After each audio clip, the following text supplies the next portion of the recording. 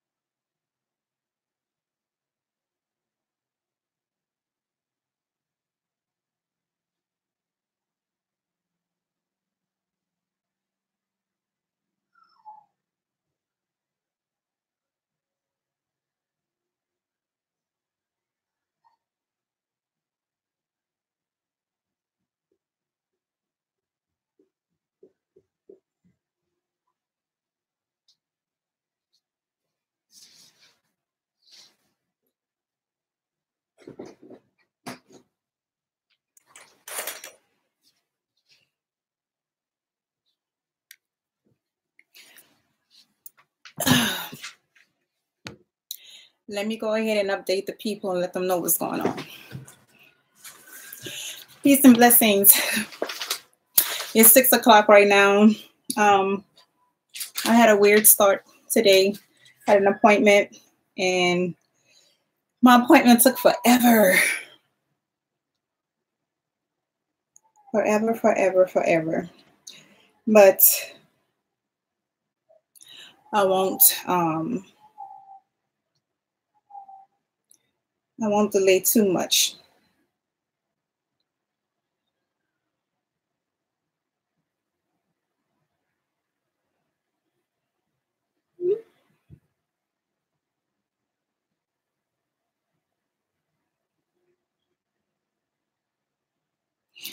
Okay.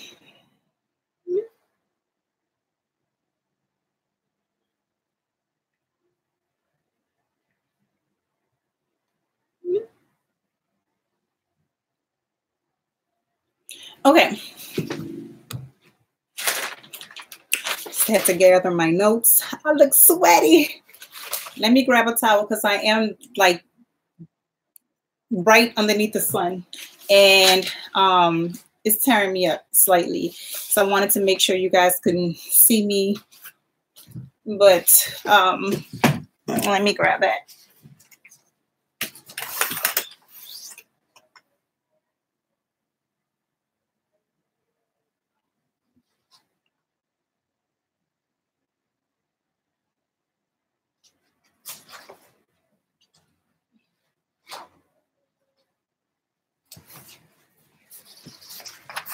Okay.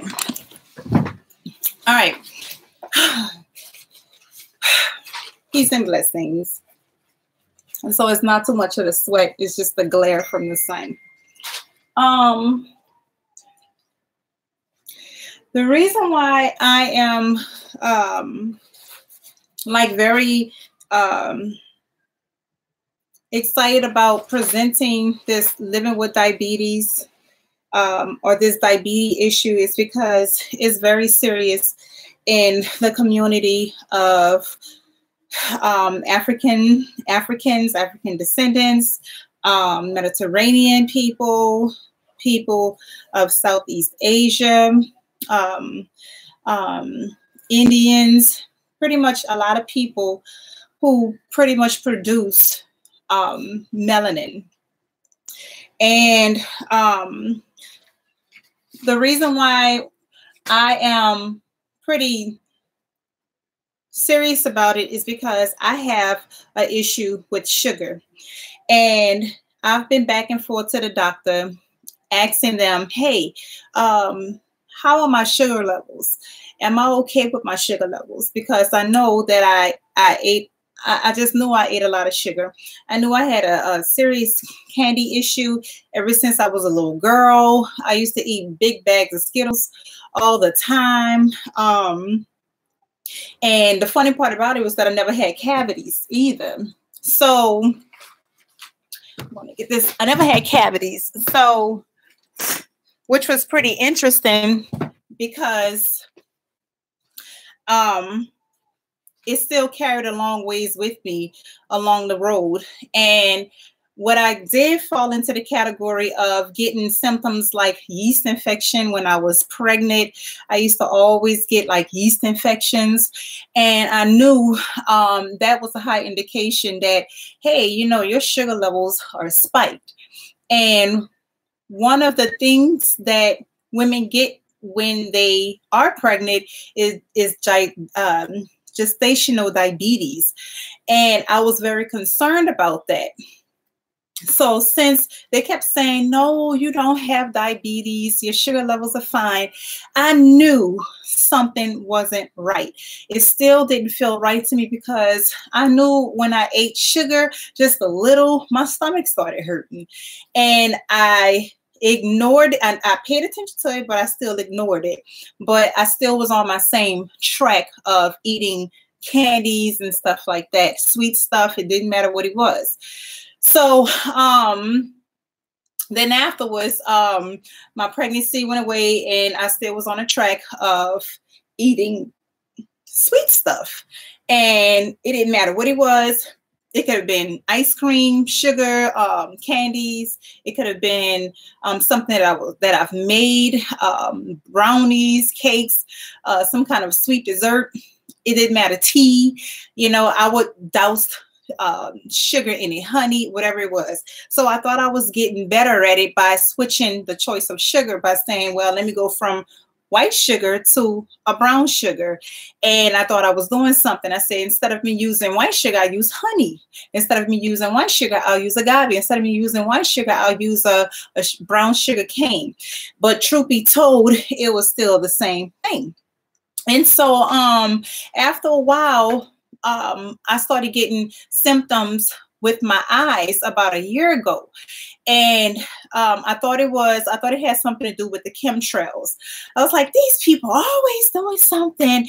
And, you know, truth be told, it was me doing it to myself. I've been back and forth to the doctor. The doctor said, hey, nothing's in your eye. It was to the point where my eyes were like giving me so much of an issue to the point where at 3 o'clock in the morning, I would get up and start cutting onions just to try to wash my eyes out because the saline solution wasn't doing anything for me. And I was like, something got to be in my eyes because I feel it.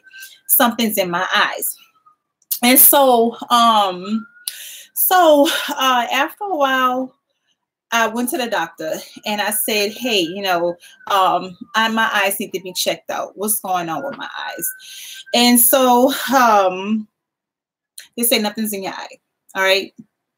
Drop some stuff in it and carry on with your next duties. So I did just that. And I'm like not cool with stuff, medications and stuff like that. But I had no choice because my eyes were in jeopardy. And at nighttime, I would kind of like see 2 different hues of colors and stuff. And I was like, this is scary. So long story short, I was watching a video by Dr. Laila Africa, and he was expressing that one of the symptoms that you can get when it comes to sugar diabetes is going blind. And before he said that, along my track record of my eyes tripping out on me, I was thinking about my aunt. And I said, I know she has issues with her eyes. And maybe it's something genetic that I'll be dealing with. So I said, oh boy, I hope I don't run into an issue where my eyes are going to give out on me and I'm going to be in a situation and it's a genetic thing that I'm dealing with. So after a while, I just started to come to rest where I was like, I just got to deal with it. it's just genetics. So when I ran across Dr. Africa's information, he was saying sugar can contribute to blindness. And I was like, oh, because I know I'm a sugarholic and it's not easy for me to get off of sugar. But since it has something to deal with my eyes and the betterment of my health, I better get it in check right now. So I began to do my homework since I had something to zoom in on and target. So I said, I know I eat a lot of sugar. I know my eyes are bothering me. I feel like I may go blind in the near future at some point. I better check myself. All right. So as I continue to watch Dr. Africa was explaining some of the things that is on the market that helps with the constriction of blood vessels, which was sugar. And he had explained how sugar affects the eyes.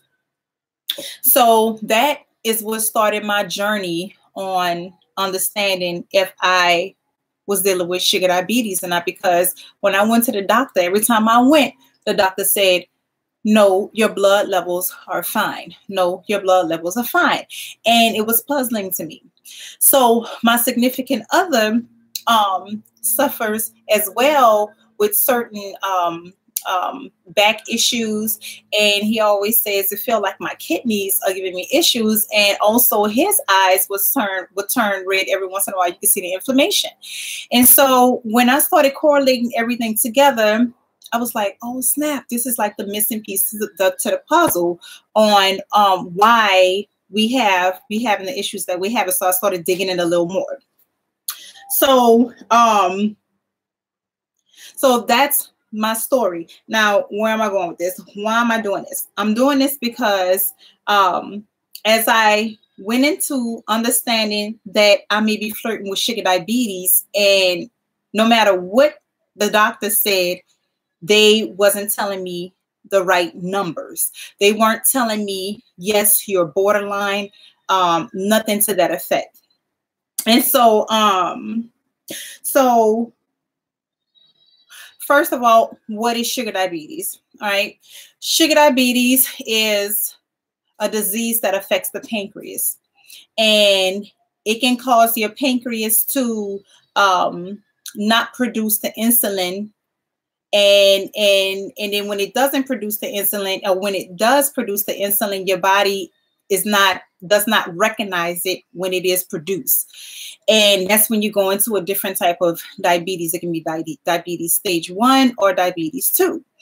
And then another thing was why the doctors weren't telling me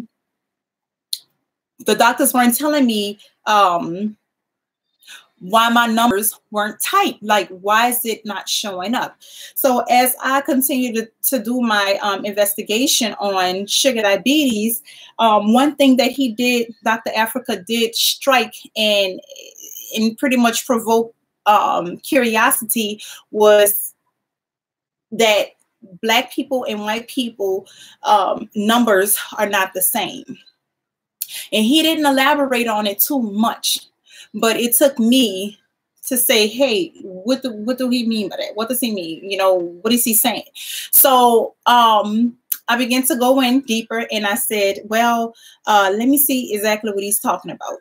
And what he means, basically, Dr. Africa is an everything man when it comes to health, wellness, and everything. You guys can look him up. He's a great reference to exactly what I'm talking about. Overall health and well-being. So he was saying, when he had said that the numbers are not the same, I began to go in a little deeper and find out exactly what he meant. So according to all my research, I started looking to see what are the numbers for Black people. If he's saying that the numbers are not the same, then what are our numbers? And as much as I went on the internet to search, I had not found not one number for Black people to be able to say, hey, this is our marker in which we should not go below or go above. And I didn't find it. I couldn't find it at all. And so, but what I did find was the basis of the category is on a resting state for people with diabetes, not diabetes, people who fast, is 70 to 99 mg. And when they are eating, when they do eat, this is for the sugar levels, the blood sugar levels. When they do eat, their blood sugar levels can spike up to 120 to 140. So I say, well, I have been taking some little things because I have my significant other's mother is borderline diabetic. So she likes to give us some things to kind of like test our stuff because she wants us to always be aware. So every time we test it, sugar levels look fine. So I said, okay, well, I still don't feel right for some sort of reason. So anywho's,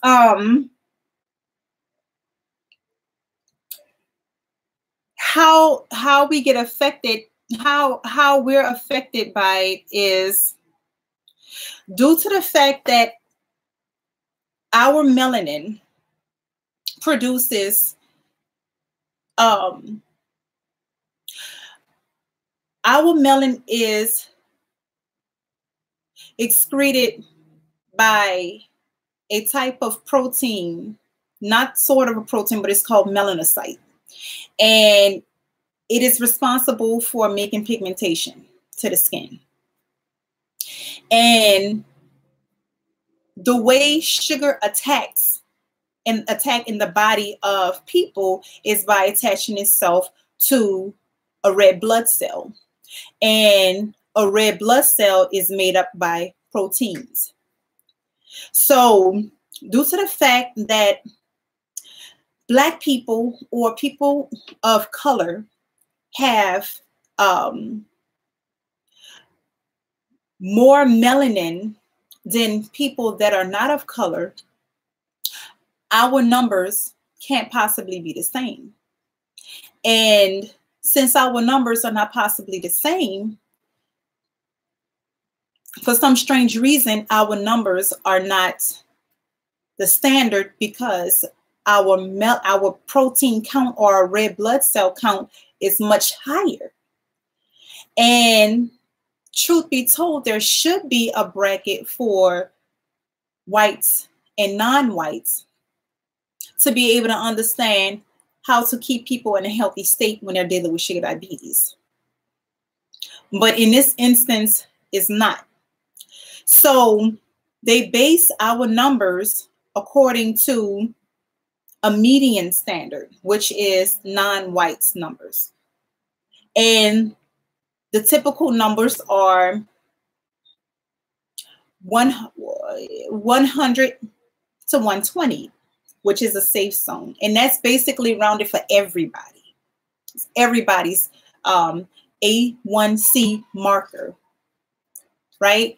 And what that is just a marker that says, you know, where you are according to the blood sugar levels, how they measure blood sugar levels. And so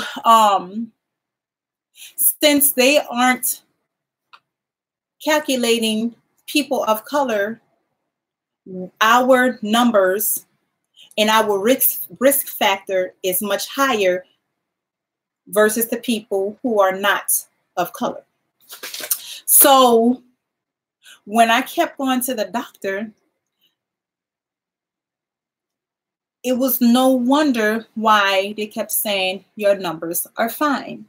But deep inside, I knew I'm having issues somewhere. I know I'm a sugarholic. I'm having issues. So, so they diagnose us, they misdiagnose us. And then we leave from the doctor's office and then we go along carrying on with our regular duties and our regular eating habits. And at the end of the day, we go back to the doctor. Then they're saying, hey, now your A1C marker has went up. You're dealing with some sort of sugar diabetes or sugar diabetes borderline or whatever the case is, type 1, type 2, whatever the case is. And you're like, how I get here? What happened? But truth be told is that the numbers that they set you up with for your A1C marker numbers, or the marker, when you get here, you're already at a higher risk. In reality, you're up here because your numbers or your count, your blood sugar count has never been considered a standard. So you're never considered, your numbers are never considered an issue because they don't calculate your numbers. They never, and they may have, and I'm sure they have, but and if they did, they're withholding information. This is why I'm trying to make the awareness to what's really going on for us living with something and we don't even know it, and the doctor is not disclosing or may not have the information to disclose to us because they're using a standard that's not standardized for people of color. So whenever we eat, our sugar levels spike. Every time it spikes, our sugar levels go up to like 140 or higher. And each time it goes up for somebody that actually have sugar diabetes, let's just say somebody has sugar diabetes type 1, and their stuff goes up, since they don't have the correct numbers for that gene type or biological type, they're really higher than what the actual test reading, the readings say. So, why am I saying that? I'm saying that because sugar is in everything, every single thing. And it's in some of the most sneakiest things we wouldn't even consider it being in. It's in the flour, but it's not really in the flour. It's just the fact that the flour had been refined. And then since it had been refined, when it goes into the body, it turns into a sugar. It converts into a sugar. And then it's a refined sugar, so it makes the blood sugar levels spike up faster than a natural sugar would make your blood sugar spike up too. We try to do a healthier thing by going on and saying, hey, let me eat some dry fruits. And truth be told, when we dry our fruits, it causes the sugars to become more condensed in the dry fruit. Or we'll say, hey, instead of me drinking cold drinks or sodas, I'll drink a fruit juice. And truth be told, whenever you drink a fruit juice, it's a refined sugar once again, because anything that had been taken out of its natural state is considered a sugar. It's no longer considered a health benefit. It's just a sugar. And so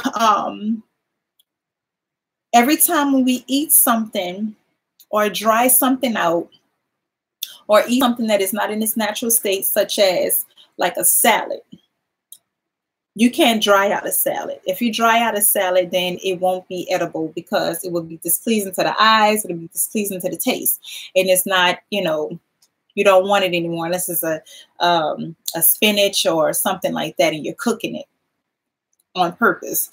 But if it was a raisin, the raisin is looking for its way to rejuvenate itself to its natural state. So every time how I realized my eyes were giving me issues was based off of every time I ate some kind of raisin or some kind of fruits or something to that nature, I thought I was doing good. And so I say, well, let me go ahead and do better and eat the best way I know how. And as much as I was trying to eat the best way I knew how, I still was not serving my body the right way because my eyes were still giving me issues, until I realized anything that I put into my body that is not in its natural state is going to go into my body looking for water. And what the sugar does is go into your body looking for water because it had been taken out of its natural state. Sugar comes from a sort of sugar cane, and the sugar cane has nutrients, vitamins, minerals, and water in it. And when you extract that sugar from that sugar cane, now it's saying, hey, you took me away from this and I want to make myself complete again. Everything wants to be completed. Everything wants to be whole once again. So when we take that table sugar and put it on whatever we have, it doesn't matter what the people who produce food, packaged food, it doesn't matter. They sprinkle sugar on everything. So every time that sugar goes into your body, it's saying, I'm looking for water. And how we wind up getting sugar diabetes is when the sugar go in, it starts sucking the water from out of all of our organs. It sucks it out of our organs. It sucks it out of our tissues. It sucks it out of our bones. It sucks it out of our nerves, our arteries. It just sucks it out, period. And what brought me to the conclusion with my issue was my eyes, and my eyes were always inflamed. They were always feeling gritty, and I knew something was wrong. And I said to myself, damn, well, hell, I'm eating a lot of sugar and my eyes are giving me a problem. And since the sugar dehydrates my eyes or dehydrates my blood vessels, this is why I get so much inflammation. And then another thing is when you have stool issues, when you can't go to the bathroom and things like that, it makes it very difficult for you to pass your stool. You start having irritable bowel issues because you're not, you're full of inflammation produced by the sugar sucking the water out of your body. So I found that out, and I came to a better understanding. Okay, this is what the sugar is doing. This is how the sugar affects us. Some of the other telltale signs with sugar diabetes and us not knowing that we actually have it is, one, by the eyes, inflammation of the eyes. Another thing, you may have back pains, like around the kidneys or whatever the case is, stomach pains if you eat sugar or some kind of candy, your stomach start hurting instantly. That's a high indication that you have like some kind of sugar blood level spikes where it's not in a normal category. Feet pain. A lot of people who are type 2 diabetes have to get amputated limbs because they are not, because the blood vessels have been constricted and dehydrated so badly to the point where blood is not flowing down in that area anymore, and it begins to clump up. So you start feeling pains in your foot or your feet or whatever the case is. A lot of different little telltale signs like that.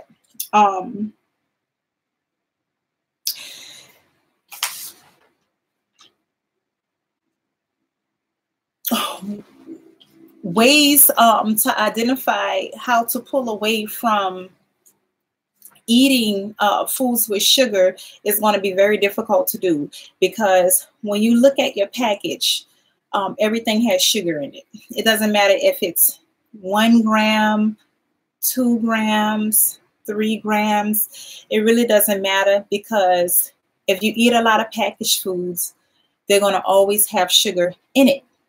And as much as you eat is as much as you will accumulate, especially throughout the day. So it can be something like potato chips. They'll sprinkle it on potato chips. Why? Not because they want you to taste some kind of sweet taste, but they want you to be addicted to it, because it's a chemical. It's not natural anymore. It became a chemical. So they understand that this chemical is very addictive, because it's also one of the components that is in drugs, cocaine and things like that. It has the same chemical,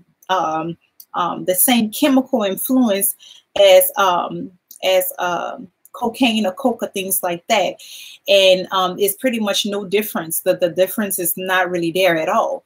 So they put the sugar on every little thing you touch. If you don't make it yourself, they put it on everything. So after a while, you think that you're eating healthy, but they have sprinkled sugar on everything, not because it tastes good, because they want you to be addicted to it. So they can say, hey, this tastes good, and I want some more. And I'm going to come back and get it because this is something that I use all the time. They put sugar in chicken broth, chicken stock. They put sugar in ketchup. They put tons and tons of sugar in relish. They put tons and tons of sugar in fruit juices. And not only that they put it in fruit juices, they also have added sugars as well. The added sugars, and it's also natural sugar, which is like a huge double whammy for the body, because everybody don't drink 8 ounces to 4 ounces to 8 ounces of juice. Pretty much everybody get like this big old cup, and then they put ice in it to dilute it a little bit, and then they drink away.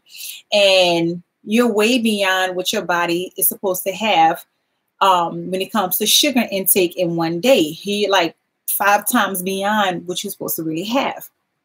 So, so we're like dealing with something and not really aware of how much we're intaking, because we're not knowledgeable of where it actually is in the foods that we eat. And also, a lot of people think that switching over to a substitute, a sugar substitute, is something that's going to be helpful, and it's really not. Especially things like Sweet and Low or things like Equal. Those aren't even sugars anymore. At this point, they're just chemicals. And technically, they're not supposed to call it sugar. That's why they give it another name, because it's not a sugar anymore. It's a chemical, which is X amount of time is sweeter than sugar and more toxin to the body. So now people are dealing with something thinking they're trying to save themselves, but in reality, they're sending themselves to a deathbed sooner than, they really expected to. And dealing with honey. Honey is another sugar spiker. We always are trying to go to another resource to try to get away from the things that's hurting us. But the more we run, the more we run into some of the same issues because of our lack of information. So in regards to our numbers as people of color, or people of any kind of color, doesn't matter, which color it is, Mediterranean, India, doesn't matter. Dealing with our numbers. Since I could not find what our numbers were or are, or what they're supposed to be, I had to figure out where is our playing field. So I came up with this. I had to figure something out. And I say, well, since our numbers, since the typical number for people, a typical standard number for blood sugar levels is, in a resting state, 70 to 120 non-resting, or let's just say 70 to 99 resting for a Black person or a person of color. Our numbers, since we have higher melanin production, we have more melanin in our skin, in our more melanin, which is basically some type of protein, some sort of protein. I can get deeper into it, but I'm trying to keep it condensed. It is some sort of protein or red blood cell that sugar attaches. Since a person that is non-Black or non-color have less melanin, then what this is going to cause from 70 to 99, if that's the standard, and if people of color are more at risk with sugar diabetes, then our numbers have to shift this way a little bit to be on the safe plan side. So if the standard is 70 to 99, then we have to be aware on a resting state, not eating, our numbers have to be somewhere around 50 to perhaps 70, 75 in a safe zone for resting state. Why? Because we have more melanin. And since we have more melanin, that means we have more red blood cells for the that can be glycated, sugar attaching to it. So we have to be a little bit more cautious of how much sugar we take in, and also how to watch our numbers as some sort. I am not a doctor. I am not a physician. I am not a nutritionist, which I am aiming and about to get certified to be a nutritionist, but I am not any of those, but I'm just trying to figure out how do we stay in the safe zone for now. So on a resting state, in between 50, maybe 75 is where we should be when we're not eating.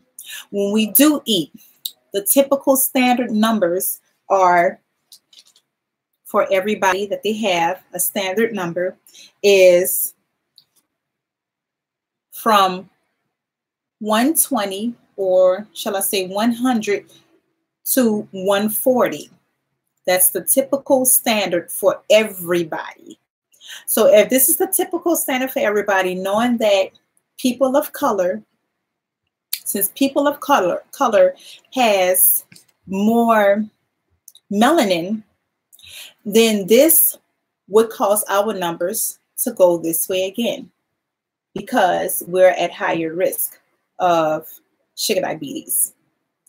So we have to be careful with our numbers. So if it is 100 to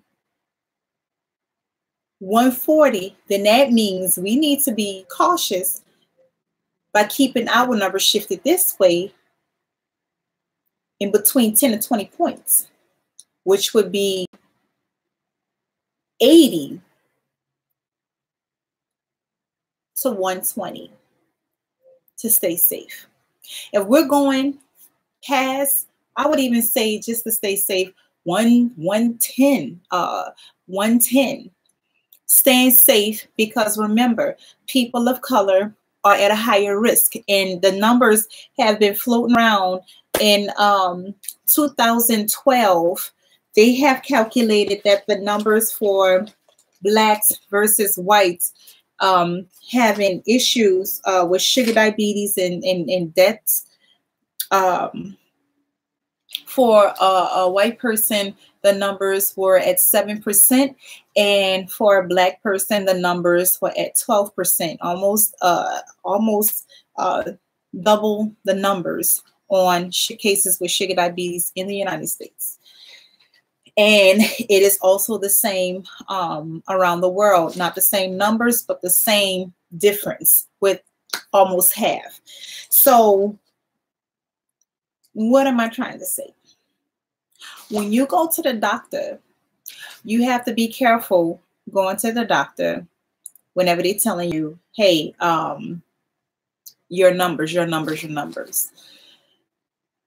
Your numbers, you can use it as a marker, but until they actually say, hey, we have our research and our numbers are for African Americans or African descendants or people of color, Mediterranean, Southeast Asia, whatever the case is, we have numbers for you guys, and this is how we're going to monitor your blood sugar levels.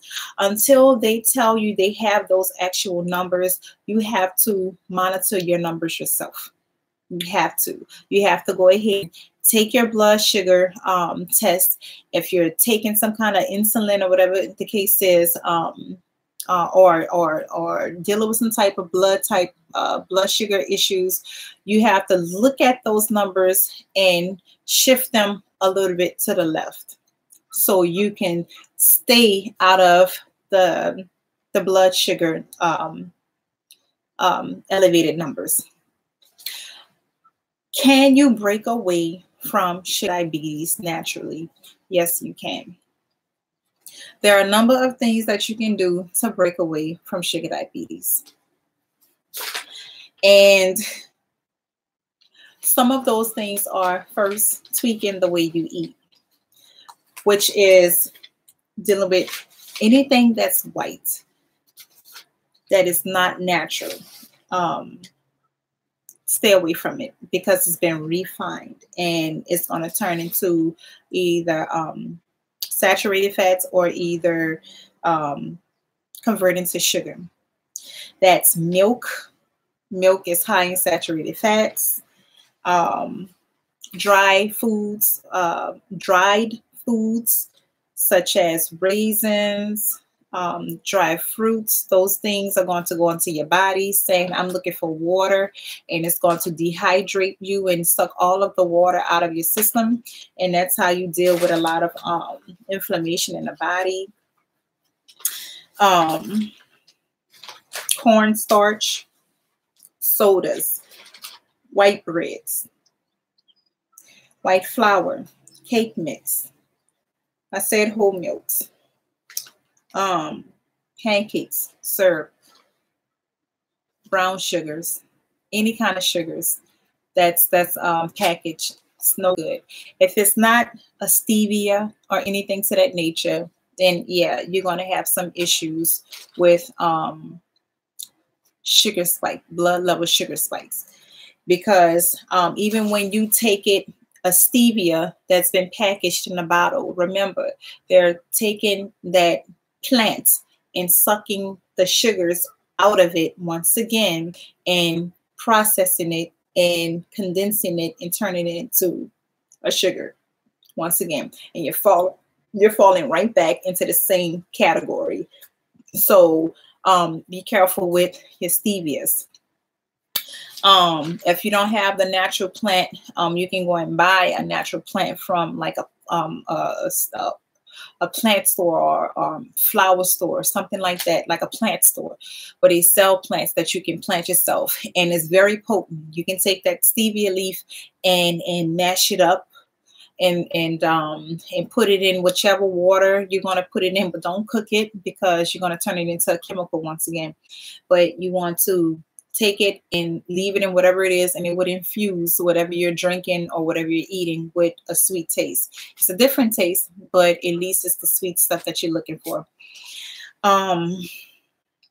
So any kind of sugar is not good. Caffeine, tea, coffee, agave,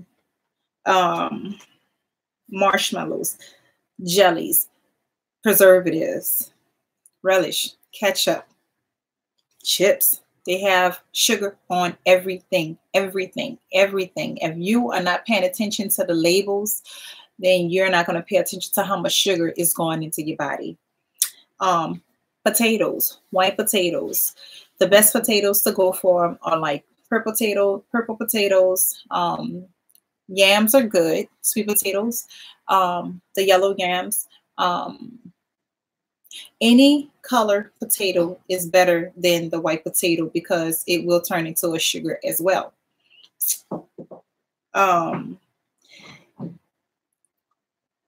Packaged foods, bacons, fries. I'm just running off these because I want you to be mindful of the hidden sugars, but you can just think about it and say, hey, wait, let me think about it. It's sugar in this. And you'll come to the conclusion saying, yes, it is, or no, it's not. Only if you're being mindful of it because it's in every single thing. Ways when you come up off the sugar, a way to help you curb your sugar or with some natural things are chickweed. It's a herb. Chickweed. weed. And you can go to Dr. Africa, Dr. Laila Africa, that talks about sugar diabetes, and he will show you some of the natural things you can do to wean away from the sugars, so you can help yourself get off of the medicated stuff. And once you get off the medicated stuff, the herbs will guide you, especially with your cravings for the taste of sugar, and also your depression that you may have once you pull away